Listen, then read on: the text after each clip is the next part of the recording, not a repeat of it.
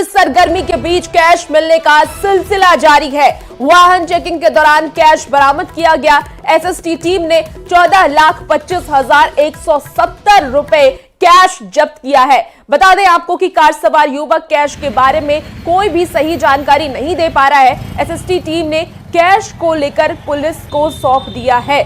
तो इस वक्त की आपको बड़ी खबर धनबाद से बता रहे हैं, जहां 14,25,000 से ज्यादा कैश बरामद किया गया। झारखंड में विधानसभा के चुनाव है। 20 नवंबर को दूसरे चरण का चुनाव होना है और उसके पहले चुनावी सरगर्मी के बीच कैश मिलने का सिलसिला जारी है। अब सवाल ये कि आखिर ये कैश कौन लेकर जा रहा था? क्या इस कैश से चुनाव को प्रभावित करने की कोशिश की जा रही है? क्योंकि वाहन चेकिंग के दौरान ये कैश बरामद हुआ। एसएसटी की टीम ने 14,25,170 रुपए कैश जब्त किया। कुल 14,25,170 रुपये मात्र वाहन जांच के दौरान जब्त किया गया। इन्होंने उस समय किसी प्रकार का साक्ष्य देने में असमता जताई, जिस कारण जो है थाना लाया गया और थाने पर सारी प्रक्रिया को किया गया और एसएसटी टीम के द्वारा इसे जब्त किया गया। और इसी बीच बड़ी खबर दुमका से आ रही है, जहां कवि गुरु एक्सप्रेस से कैश मिला है। ट्रेन से 40,90,000 कैश बरामद किया गया। एक युवक को हिरासत में भी लिया गया। नोट गिनने की मशीन वापस लेकर जाई जा रही है। आयकर विभाग की टीम युवक से पूछताछ कर रही है। तो बड़ी खबर आपको दुमका से बता रहे हैं, जहां कैश बरामद किया गया ट्रेन से। और देखिए, इस तरीके से कैश मिलने का सिलसिला अब लगातार जारी है। झारखंड में विधानसभा के चुनाव होने हैं। 20 नवंबर को दूसरे चरण का चुनाव है। 23 नवंबर को मतगणना की जाएगी, लेकिन उसके पहले कैश मिलने का सिलसिला जारी है। और दुमका में भी कैश मिला है। कवि गुरु एक्सप्रेस से कैश मिला है। ट्रेन से 40,90,000 कैश बरामद किया गया है और इसे लेकर के एक युवक को हिरासत में भी लिया गया है। लेकिन अभी फिलहाल युवक की तरफ से कोई साफ जानकारी नहीं मिल पा रही है कि ये कैश कहां लेकर जाया जा रहा था। पुलिस फिलहाल पूछताछ कर रही है। रेलवे स्टेशन में दुमका के कवि गुरु एक्सप्रेस नामक जो ट्रेन है, वो हावड़ा से चलकर जो दुमका आती है, इस वक्त की जो जानकारी अब तक मिल पाई है, करीब 40 से 50 लाख रुपए जो है वो बरामद करने की सूचना मिल रही है। अभी फिलहाल जो है पुलिस इस पर तहकीकात कर रही है। बंगाल से भी जो है आरपीएफ की टीम पहुंची हुई है और लगातार जो है वो पैसों की गिनती जो है वो कर रही है। इनकम टैक्स की टीम जो है वो यहाँ पर पहुंची हुई है और लगातार जो है जो पैसों की गिनती है वो की जा रही है। फिलहाल जो आधिकारिक तौर पर अभी तक कुछ भी खुलकर सामने नहीं आया। हमने अधिकारी से भी बात करने की प्रयास किया, लेकिन जो है अधिकारी अभी फिर भी कुछ बोलने से इनकार कर रहे हैं कि ये पैसा कहाँ से आ रहा था और कहाँ जा रहा था, इसकी जानकारी अब तक नहीं मिल पाई। हालांकि जांच के बाद जो है पूरी तरीके से यह स्पष्ट हो पाएगा कि ये पैसे कहाँ खपाने की तैयारी में थी। तेज कुमार, न्यूज़ 18 दुमका।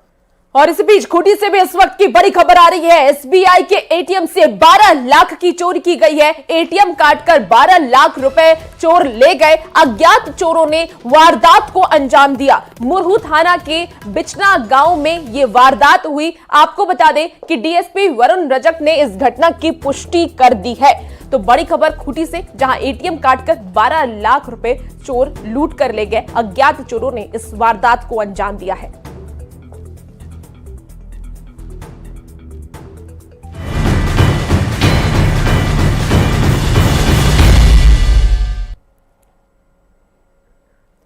और अब रुक करेंगे झारखंड के सियासी खबरों का। साहिबगंज से उस वक्त की बड़ी खबर आ रही है। अजहर इस्लाम के काफिले पर बम से हमला किया गया। बाल बाल बच गए हैं आजसू के उम्मीदवार और इस हमले से प्रत्याशी अजहर इस्लाम की गाड़ी क्षतिग्रस्त हो गई। घटना साहिबगंज जिले के कोटल पोखर के विजयपुर गांव के पास की बताई जा रही है। सूचना मिलते ही पुलिस मौके पर पहुंची और जांच में जुटी है। इस मामले में फिलहाल किसी की गिरफ्तारी नहीं की गई और पुलिस आगे की कार्रवाई कर रही है, आगे की जांच में जुटी है। प्रत्याशी पर हुए हमले से उनके समर्थकों में गुस्सा और नाराजगी देखा जा रहा है। तो देखिए, ये हमला हुआ है। विधानसभा का चुनाव है और चुनाव से पहले थाना अंतर्गत पाकुड़ विधानसभा के प्रत्याशी हैं उनके गाड़ी के ऊपर कोई हमला किया है। उसी जांच में हम लोग आए हैं। यहाँ संबंधित थाना प्रभारी, इंस्पेक्टर, डीएसपी सब मौजूद हैं। मैं भी यहाँ घटनास्थल पे आप देख रहे हैं आकर के देखा। प्राथमिकी दर्ज करके अग्रतर कार्रवाई की जा रही है और जो भी जांच में आएगा उसके आलोक में आवश्यक कार्रवाई की जाएगी। विधानसभा चुनाव को लेकर के अब हर तरफ चुनावी माहौल नजर आ रहा है। दूसरे चरण के लिए दिग्गजों ने अपनी पूरी ताकत झोंक दी है। जेपी नड्डा से लेकर के तेजस्वी यादव जनसभा को संबोधित करेंगे। बता दें आपको कि बोकारो, धनबाद, जामताड़ा में जेपी नड्डा जनसभा को संबोधित करेंगे। भूली और झरिया में तेजस्वी यादव की जनसभा होगी। साहिबगंज में हेमंत सोरेन जनसभा करेंगे। गोड्डा में कल्पना सोरेन की जनसभा होगी और गोड्डा में हेमंत विश्वा शर्मा भी जनसभा को संबोधित करने वाले हैं। तो आज का दिन बेहद ही खास। तमाम बड़े स्टार प्रचारक आज चुनावी मैदान में रहेंगे और जनसभा को संबोधित करेंगे।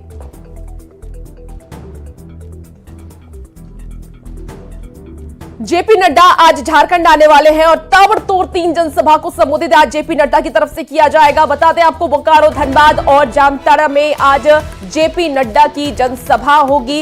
एनडीए उम्मीदवार के पक्ष में आज वो चुनावी माहौल को संबोधित करेंगे, चुनावी माहौल बनाएंगे। तो इस वक्त की बड़ी खबर, जहां जेपी नड्डा झारखंड आने वाले हैं और ताबड़तोड़ 3 जनसभा को आज जेपी नड्डा संबोधित करेंगे, जिसमें बोकारो, धनबाद और जामताड़ा शामिल है।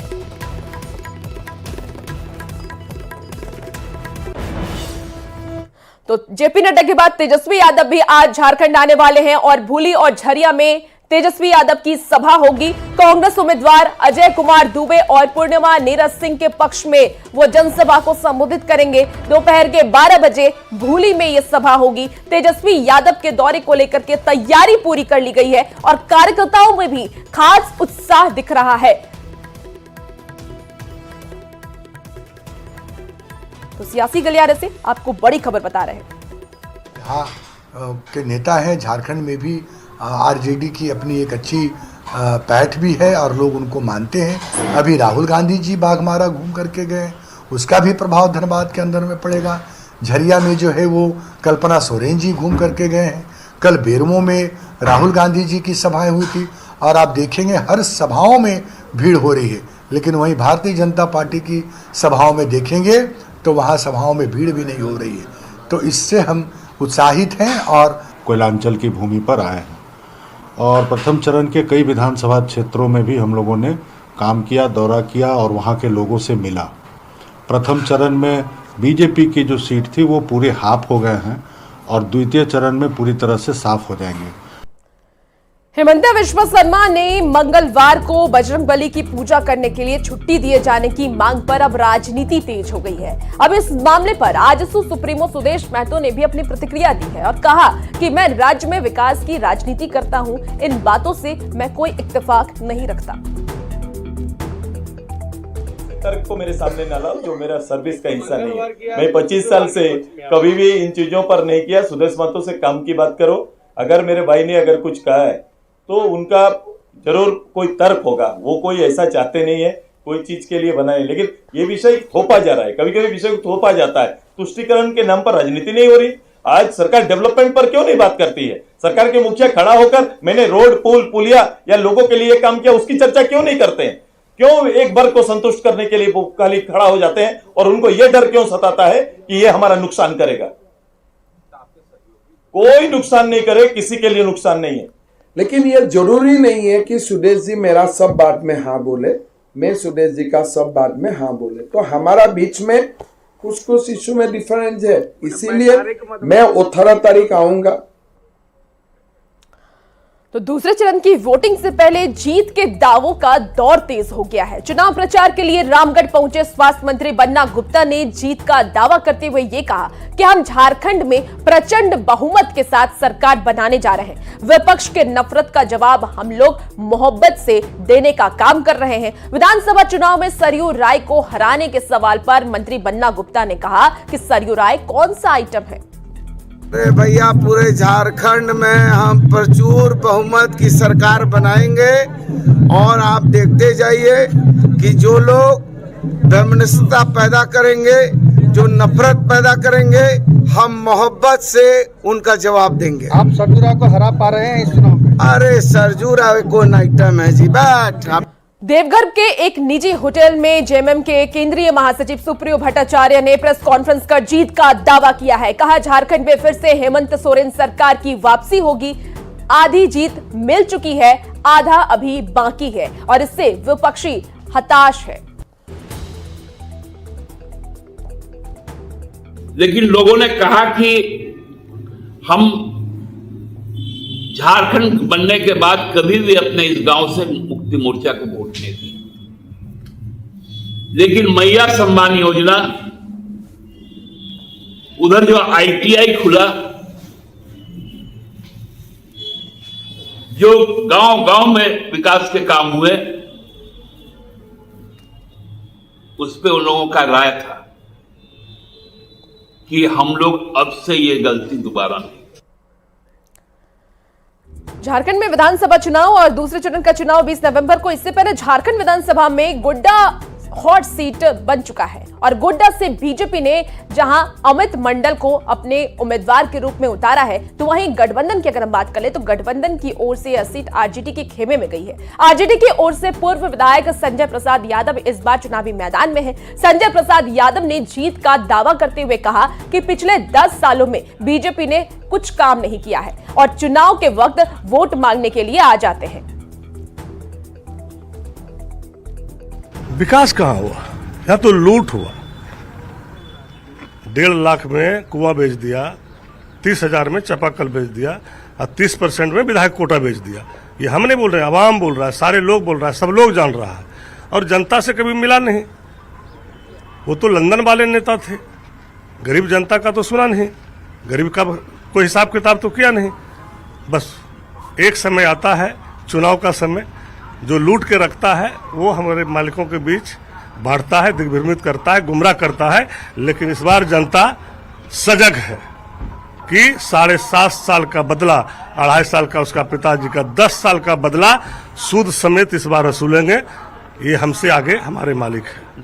और इसी बीच बड़ी खबर गढ़वा से आ रही है, जहां सड़क हादसे में 2 लोगों की मौत हुई है। 2 बाइक की आपस में जबरदस्त टक्कर हो गई, दोनों बाइक सवार युवक की मौत हो गई। मौके पर पुलिस पहुंची है और जांच में जुटी है। बता दें आपको कि नगर उटारी थाना क्षेत्र के दहेड़िया गांव का ये पूरा मामला सामने आया।